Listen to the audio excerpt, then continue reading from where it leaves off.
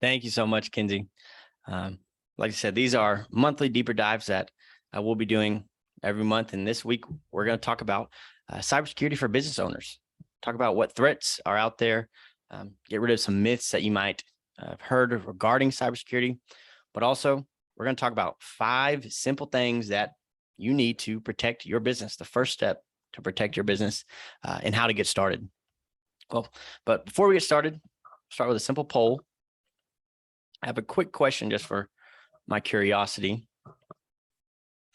Have you or someone you know experienced a ransomware attack or a cyber attack?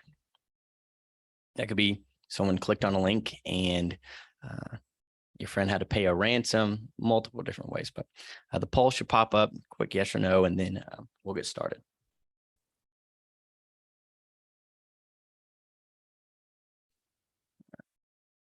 Few coming in. Okay. Perfect. And like Kinsey said before, if you have any questions throughout, feel free to ask in the Q&A box, and we'll try and get through them as we go along, but we'll definitely try and swing back to them at the end. But we'll go ahead and we'll go ahead and dive in. So first thing before we talk about cybersecurity, we got to get a few things out of the way. And first things are the common myths.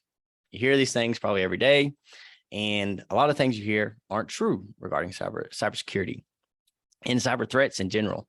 But a lot of the time you'll hear, or you may have even said that we're too small. We don't have to worry about anyone trying to attack us. Why would they want to go after our business? It's nothing that we need to worry about at the moment.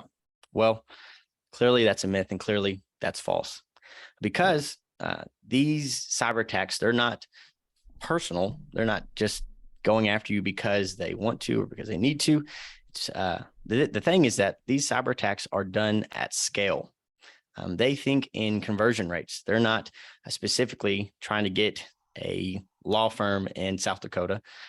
They're maybe targeting all law firms in the United States. They think in conversion rates. So they're sending these attacks out, not to 10 people, not to 100 people, but hundreds of thousands of different people, hundreds of thousands of different businesses. And they're looking to attack every business that they can, hoping that maybe just 1% of those clicks on the link or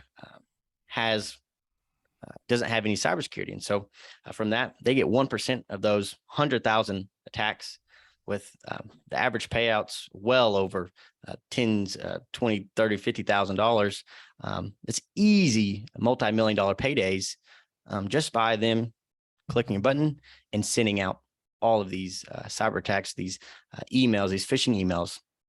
So when you think about, oh, we're not too small, or we are too small, they're not specifically trying to get us. No, they're not specifically trying to get you. They're trying to get everyone. They're trying to trick everyone into clicking a link or having to pay this ransom. And so when you talk about we're too small, it just doesn't cut it anymore. It's just not true. Another thing you probably hear often, or you may have said yourself, is good cybersecurity is too expensive. I'm fine with just Norton or my little antivirus I have, or like I said, we're too small. We're not going to worry about cybersecurity at the moment. Well, that's false as well. Excuse me. When we talk about good cybersecurity, it's not expensive anymore. Now, you can't go and buy the advanced enterprise grade cybersecurity tools just off the shelf, but you can get the same cybersecurity controls and techniques and software that Fortune 500, Fortune 100 companies are using, that the Department of Defense is even using. You can get those for $25 to $30 a month for your workstations, for your devices in your company. And now, of course, you get that through an information security team, which we'll talk about later. But when you just talk about cybersecurity being expensive, I mean, it costs about the same as going to dinner at Red Lobster or something. It's very, very affordable, and it's there's just not excuse. That myth is busted. Another thing that is often said and often that we relied on is antivirus is good enough. That's all I need. That's all there is. It's worked for, I don't know how many years I've been using it. It'll keep on working. Well, that myth, that sentence is also false. It's a myth. And because cyber attacks and cyber threats, they've changed, they've adapted. And now, to keep it brief, the way an antivirus works, it relies on virus signatures, and it's looking for malicious virus signatures that are known to be malicious. And once it sees one, of course, then it's specifically looking to block those, whitelist those, basically keep those from interrupting or attacking your business. Well, cyber attacks, they don't have virus signatures anymore. Of course, like I said, they've adapted. And now you need something to combat and to adapt with those different threats, those different cyber attacks. And now you need a tool called EDR, endpoint detection and response. We're going to talk about that more in depth, but basically it doesn't rely on those virus signatures. It's behavior-based, which is perfect for monitoring and detecting threats 24/7 and not having to rely on just a simple virus signature. And to be honest, those virus signatures, those viruses are usually 3 to 6 months old. And so antivirus are stopping old threats. And nowadays you need something to monitor, detect, and stop threats in real time, 24/7. And so clearly antivirus, they're just not good enough. They're not good enough. They're not doing the trick anymore. And so you need more advanced, better tools. Another one, we have cybersecurity insurance. It's fine. It works. If something does happen, we'll use that and we'll be all right. Well, that's not the case anymore as well. We're going to talk about insurance, but insurance companies got slammed last year with payouts regarding ransomware, cyber attacks, all the above. And they're not going to do the same thing again. And they clearly haven't. And they've made changes already this year. Huge premium increases on cyber insurance, as well as insurance companies. Now they have cybersecurity requirements that you have to have in place to be even compliant with that policy. They're requiring security training, continuous security training. They're requiring EDR tools like we're going to talk about today. They're requiring the 5 things that we're going to talk about today, the 5 simple cybersecurity practices that you must have to protect your business. Those are going to be needed soon or are already required by insurance companies to be compliant with your policy, to even be able to use that payout that you're hoping that you can rely on. So when we talk about cybersecurity insurance, that we got it, we're good. No, now you need the preventative measures to be even compliant with that policy. We've survived one ransomware attack. We're all good. We don't have to worry about it again. We got our attack out of the way. It's not the case anymore as well. We talk about ransomware attacks. If there isn't a successful attack, you feel like you paid the ransom, you got everything off and you're fine. We don't have to worry about it. Well, that's not the case as well. Usually when you suffer a ransomware attack, the team behind it that actually sent out the attack or that's receiving the payout, they'll create backdoors, you can call them, but basically they know that they've had a successful attack on you. You're basically an easy target. And so why not come back again in 3 months, 6 months, maybe even 2 years? Why not come back again, do it all over again, get the same payout, move on, and keep that cycle going? That's what you see. That's what we see often. Just because you suffered a ransomware attack, they have this mentality that won't happen again. You don't do anything to prevent it from happening again. And so there's 1 cyber attack, 2 ransomware attacks, 3 ransomware attacks, and you become the easy target that's targeted often, and paid often. If you don't make any changes, then it's going to keep happening again. The last one I hear often, and hear it more often than some of the others, is cybersecurity is an IT issue. Our IT team's taking care of it. We're fine. They'll worry about it. Well, that's not the case either, because there's a difference between information technology, IT, and InfoSec, information security. And it really comes down to their objectives. When we talk about IT, their main objectives are productivity, efficiency, making sure minimizing frustration level, making sure everything's working operation wise, and they're really bottom line focused, making sure everything's fine and good.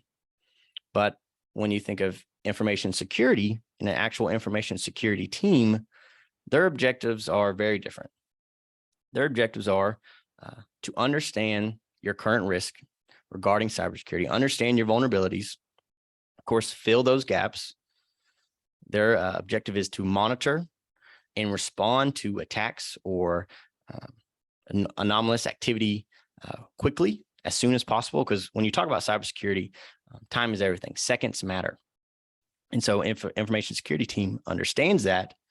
And they always have that in the back of their mind. It's, of course, one of their objectives, but they also keep up with geopolitical factors. What's going on around the world?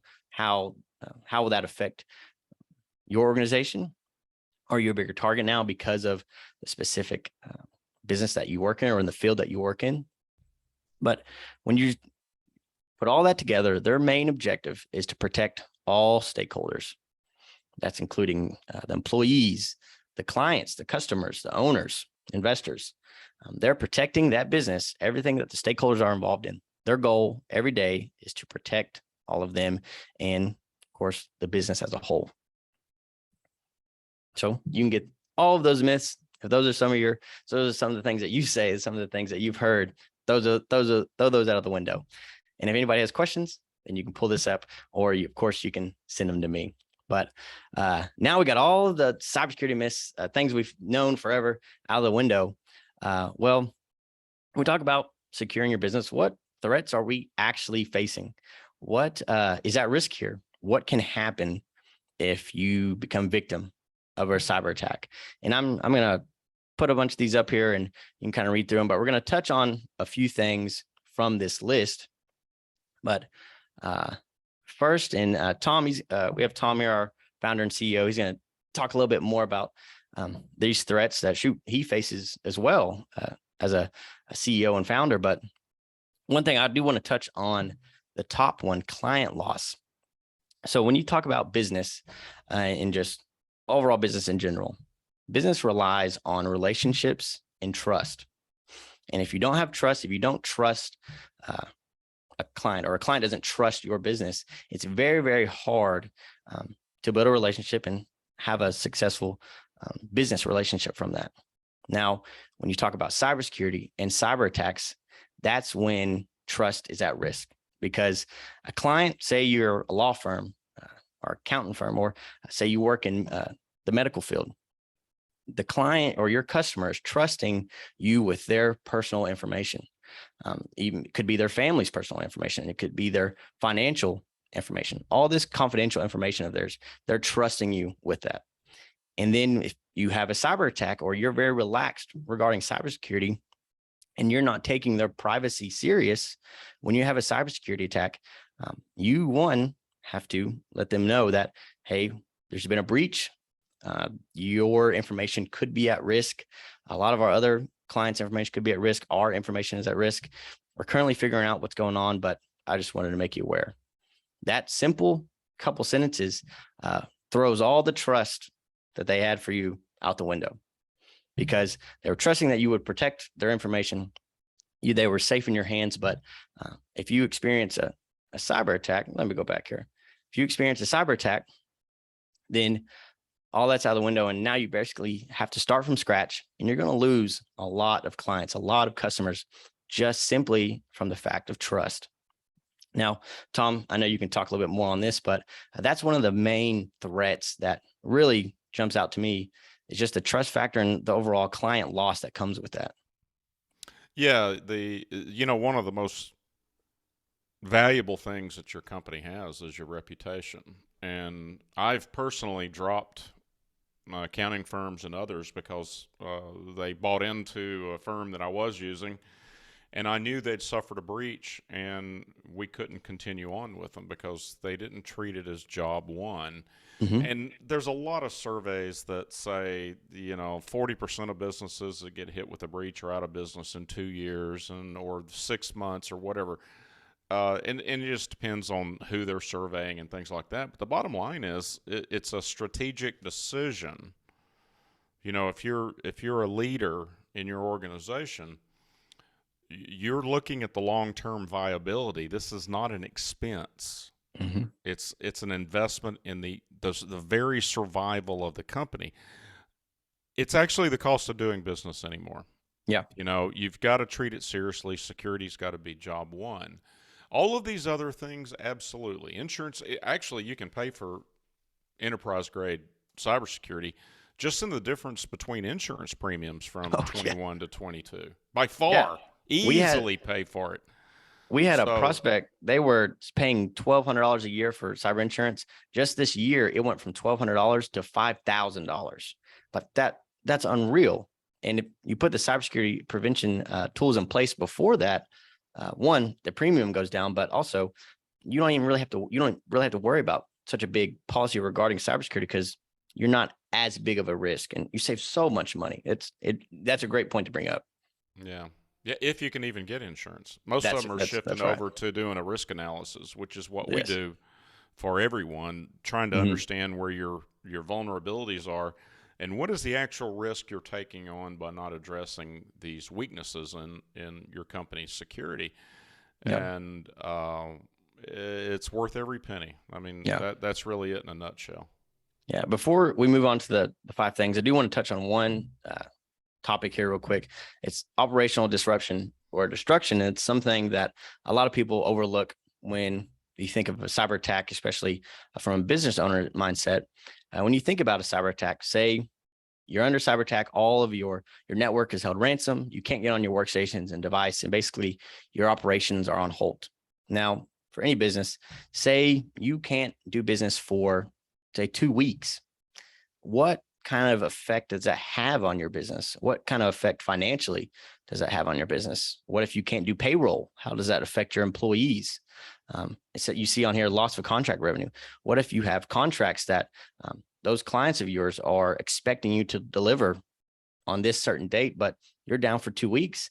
You may get behind a month of work just because you're down 2 weeks. Now you could lose that contract. They could go somewhere else that they can rely on who takes security serious. All of those things can get looked past in the rear view because you may just think about, okay, paying the ransom, that's all we have to deal with. No, there's a lot more that comes with a cyber attack and the threats that you may face as a business owner, operation wise, client loss wise, revenue wise, employee wise. There's lots of different things, but those are all things to consider when you're a business owner. You're trying to protect a business that you've been working on building for maybe 5, 10, 20 years. Simply someone clicking on a link and now you have a ransomware attack and you can end up closing your doors in a couple days or 2 weeks. Like it's really unreal, but these are things that you have to think about and you really have to consider when you're talking about overall the health and operations of your business and overall security. Yeah, you know, I'd like to add to that, Davin, I'm not sure that we focus on it enough. But Hmm. what you really want to get to, or at least I do, I want to understand what's best practices. Yeah. You know, what's the best? How much should we be spending on professionally managing our IT? How much should we be spending to professionally manage our cybersecurity and have InfoSec, a skilled InfoSec team on our side? What are the best operators in this particular area of law practice, or my particular, or other financial advisors like my firm, or any professional service, any manufacturing concern? And if you look at what your peers, the really best run peers in your business are doing, that's your guidelines. This Yeah. is what the best in your business do. The best Hmm. law firms, the best accounting firms, the best manufacturing concerns. This is what they do. This is what they spend. Yeah. And anyone that wants their company to be the best that it can be for all the stakeholders, employees, make it an enjoyable place to work, be very effective, and above all else, exceed client expectations, use that as a rough starting point, and just saying, oh, we're not spending on cybersecurity. And, Yeah. and, and the best in our industry already acknowledge it and understand that it's super, super critical. And that's a great, that you're not having to listen to me or Davin as Yeah. as InfoSec specialists. We're telling you what the best practices are over all sorts of industries. But I know that an intellectual property law firm, patent law, has a different risk profile when it comes to security than a divorce attorney or the general business law firm. You know, they all have different things, or a financial firm. But just look at the rough guidelines, and those are things that we guide our clients through. Yeah. And when you talk about best practices, that kind of leads us in perfectly to our next topic of, so what are those best practices? What should we do? What do we need to have in place? And so that brings us to the 5 things here. And so what you see is a letter from the White House and from Ann Neuberger. You may have seen her on TV. She's our current acting national security advisor regarding cybersecurity. And basically what she did is she put out this letter. Well, in 2021, Biden issued an executive order for all federal agencies and really all businesses. And it was a really long, about 30, 40 pages regarding what to do regarding cybersecurity, of course, the future ahead of that. Well, Anne narrowed that down to about 3 to 4 pages, directing CEOs, business owners, all business owners, critical infrastructure, and telling them what the United States urges you to do to protect from the threat of ransomware, overall cyber attacks. And so, of course, there's been a huge increase in cyber attacks in the past few years. And so she listed about 5 things that everyone should do regarding cybersecurity. It's not just the big top Fortune 100s, not the huge companies, not just Google or anything. This is for any and all businesses. This is the basics of what you need. And of course, there's more to it. There, of course, you have specific needs that you can get filled, but these are the 5 things. And if you have a notebook or if you are taking notes, I recommend writing these down. We're going to go through them in depth for the rest of the webinar, but these are the 5 things that you need to protect your organization. Now, one of them is use MFA. Well, what is MFA? You might have heard it as 2FA, but it's basically multi-factor authentication. And it's just third-party authentication. It's where you type in your username, type in your password, and usually, say you're logging into Facebook, that's all you have to do. Well, of course, we've seen a huge increase in password compromises. And so simple logins like Facebook or maybe QuickBooks or and another software that you use to run your business, simple username and password isn't enough security anymore. Now you need MFA. Type in, use your username and password, and now you may get a 4 to 6 to 8 digit code on your cell phone or email, but that adds a layer of security to your actual logins that's needed. Basically, if your password is compromised or if it's hacked or someone has access to your password, now if you have MFA installed or enabled, now if they have your password, they also have to steal your phone. They have to get it out of your pocket, read the actual text message of the number that it was sent, and type that in as well to log in. But simply just using a username and password isn't enough anymore. Now MFA is essential, and we highly, highly, highly recommend using it everywhere that offers it. Next you see here, deploy EDR. What is the EDR? This is one of the most important cybersecurity tools that you can and should have to protect your business. So EDR stands for Endpoint Detect and Response, or you may hear MEDR, Manage Endpoint Detection and Response, but it is the substitute, or you can call it the bigger brother, but it is the next level monitoring detection tool that you need now that's adapted with cyber threats, just as cyber threats have adapted. And we talked a little bit how the antivirus works, but EDR is behavior based. It doesn't rely on those virus signatures like we talked about before. It's relying on anomalous behavior, or behavior that's out of the ordinary, that of course usually results or is involved with a threat. and is able to detect and stop that threat in real time using AI and machine learning. But overall, this tool will create an example right here. Say you get an email and there is a Word document attached. Well, if you click on that Word document and it opens, there is specific activity that's supposed to happen every time you open that Word document. Now, if it is malicious and contains a ransomware or anything like that, when you open that Word document may try and access another document or folder in the background or create a folder in the background. Now, of course, that activity isn't normal, and the EDR would be able to detect that activity, that threat, and stop it or analyze and stop it in real time. Now, we're going to talk about information security team, but this is also where information security team comes in, that MEDR, that managed endpoint detection and response, where they can look at the storyline of that attack or of that threat and see how it happened. Of course, fix that vulnerability and make sure it doesn't happen again. But overall, taking your security to the next level where it needs to be.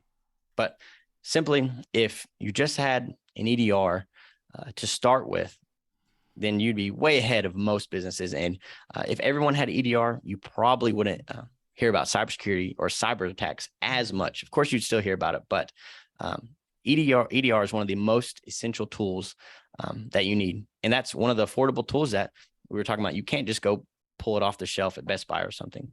You need an information security team to, one, provide the tool, implement it, and manage it as well. Next on the 5 things, use encryption. If you haven't, most of the mobile devices, it's already turned on, but turn it on anywhere you can. Of course, say laptop gets stolen and you have disk encryption turned on. Well, any data that they may try and get from your device is no longer usable by the simple fact because it's encrypted. Basically, they can't make sense out of any of the information that they're trying to access. And so it's a very important tool that we highly recommend using. And once you, like MFA, turn it on or enable it wherever you can. But overall, it's decreasing those attack vectors, which is the main goal of any business. Decrease as many attack vectors as you can and take care of any and all vulnerabilities that you can regarding cybersecurity as well. Next is highly important and actually goes with the next point as well, but continuous defensive improvements are extremely essential when talking about cybersecurity and talking about the 5 things. Because we mentioned before, cyber threats are changing every single day. They're adapting. Like I said, they went from relying on virus signatures to not having virus signatures at all. So as cyber threats change, your defense needs to change and improve as well. And simply installing security patches. When we talk about the difference between IT and InfoSec, sometimes patches and updates can be overlooked from an IT perspective just because it may create an interruption in operations or something like that, or it may they push it off just because it's not essential at the moment. Well, from a security standpoint, improving your defense and making sure those security patches are installed as soon as possible immediately are one of the top objectives of information security team, because continuous defensive improvements are essential to making sure you have no vulnerabilities, there's no new gaps in your business, but overall, once again, decreasing the attack vectors as much as we possibly can. Now, last and probably the most essential, right there with EDR, this is actually, like I said, how you can get that EDR tool, is a skilled security team. Now, what does that involve? That's your InfoSec team. If you simply have an information security team or a skilled cybersecurity team, the 5 things, everything we've talked about today, they'll take care of it because that's their job. That's their focus. That's their objective. Their main goal is to make sure that all vulnerabilities, all attack vectors are accounted for, are taken care of. Any gaps are filled, and they are monitoring, detecting, investigating, responding 24/7 to your business, to any threats. You see the word orchestration up there. There's a process to building the perfect security stack or the perfect security controls for your business. And your information security team will do that for you. Our goal is to, one, understand what you currently have, understand the vulnerabilities, understand what's at risk, understand the stakeholders and what we have to protect, and then find those vulnerabilities, orchestrate or create a plan to address those vulnerabilities, put the security controls in place to make sure those vulnerabilities are taken care of. There's no gaps. There's no security risk. Make sure you have everything in place to protect your stakeholders, your business, the best you can. And you say, oh, well, I can do it myself, or I rely on IT. No, it's not do it yourself anymore. Like I said, cybersecurity, it's evolving and it's adapting, and you need skilled professionals to understand your business, what your needs are, and make sure those needs are met from a security standpoint. Now, InfoSec team is extremely important. And like I said, you just start with information security team, everything else will get taken care of. Like I said, there's those are just the 5 things. There's a few other things that you may need depending on your business. Of course, we talk about company-owned equipment for remote access. Of course, make sure you do have an acceptable use policy in place. A lot of people, they work remote now and they want to work from home. Well, make sure they're not using their personal device, their personal equipment. One, because you can't control what is on their device, what they access. And of course, whatever they access it, once they connect to your network, now if they're at risk, now you're at risk. So making sure you use company-owned equipment. Password managers. Password compromises are blowing up this year. We're seeing lots of password compromises, lots of email compromises. You see, so making sure you have a way to manage your passwords, password policies are extremely, extremely important. But overall, Tom talked about this earlier in our webinar, but send the tone at the top, making sure security is taken seriously, starting with number 1, founder, CEO, the boss man or lady, making sure they take cybersecurity serious, and it trickles down to the rest of the company, creating a overall secure environment and overall business. There's lots of different things you can do regarding cybersecurity. You may have lots of different needs. You may have lots of different vulnerabilities. And so when we talk about the topic of cybersecurity and tools and what to do, one, it can be very overwhelming, but that's where professionals come in to create the perfect cybersecurity plan for your business. And so that's when we talk about, well, what's the first step? What do I do with all this information? You're right. It is overwhelming. Where do I start? Well, first thing, meet with professionals. What will happen from that? You'll find out what your vulnerabilities are, where you're vulnerable, what is at risk. And you'll be able to develop that plan, like we talked about, to put in the perfect cybersecurity tools in place to address your specific vulnerabilities. Now, from here, you can speak with the information security specialist. And what I do want to point out, the main thing that will be that you can reach out to us is our free cybersecurity and risk assessment. That is the starting point. That is basically, we'll set a one-on-one meeting and we'll go through your entire organization. We'll talk about what you currently have in place, your needs, your vulnerabilities, and we'll create a assessment for you that you can see. It'll show exactly the gaps where you're vulnerable at, show you exactly what you need to do.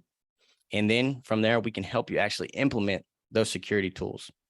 You can use the link. It says meeting@irontechsecurity.com.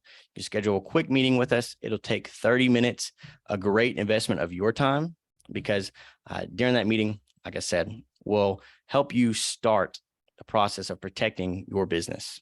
You can also send us an email at sales@irontechsecurity.com. It's right up there. You see the phone number as well. Feel free to reach out at any time with questions. If you have questions about a certain tool or just overall risk or maybe another myth that you've heard, please reach out and we'll talk that over with you. We'll talk about the assessment and overall find out what we need to do to protect your business.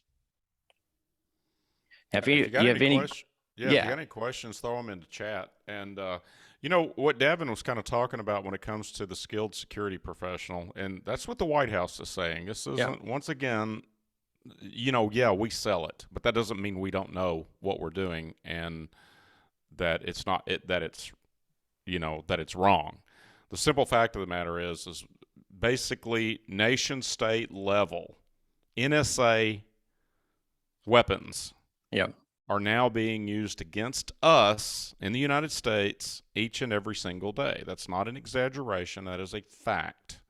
And the game dramatically changed about 5, 6, 7 years ago because these weapons have been leaking out to criminals and others over the past several months. But the deal about the security team, you know, there's 3 things that you have to have in place. You got to have good, best of breed technical controls. That's MFA, EDR, okay? And then you might even need physical controls. You already have them in your office. Your office is locked certain hours, okay? Those hours are in administrative control. Who has the keys to your office as administrative controls? That's the 3rd type of control.